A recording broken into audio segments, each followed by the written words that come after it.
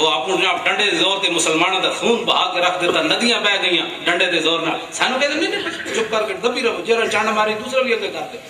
ہاں چانڈ ماری ساڈے اسلام کہندا ہے انہوں مار، انہوں پتہ لگے کہ چانڈ دا درد کتنا ہوندا ہے. این جناب بیٹھے تھے، حضرت نے کی فرمایا؟ اسید بن عزیر نے صدقے جاواں لکھاں سلام ہو. ارے وہ فرمایا یا ان الحجر اتمد رجلک بین یدی رسول اللہ، فرمایا بندر کی آنکھ والے اور حضور کے سامنے پاؤں پھیلا کر بیٹھے. اگلی گل فرمایا فواللہ لولا مجلس رسول اللہ لانفست جنبک بہذا الرمح، اور دوسرے حدیث کے الفاظ لانفست لخصیتیک بہذا الرمح.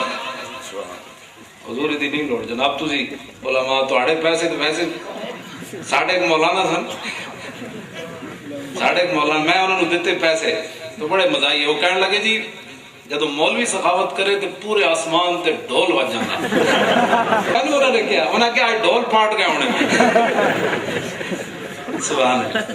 اے تے علماء ہے نا جی، میں تے انہاں دے پیراں دی خاک بھی نہیں، میں تے انہاں دے مطلب یہ تو صحیح لوگ ہیں. میں تو تمہیں پتہ ہے بے رب جی گفتگو کرنا. آپ نے فرمایا اگر حضور دی میں مجلس دی آیا نہ ہوندی نا تو میں اس نیزے نال تیرا ڈیڈ پھاڑ دینا سی. تے دوسرے الفاظ ایون کہ انہاں دا ترجمہ نہیں ہو سکتا.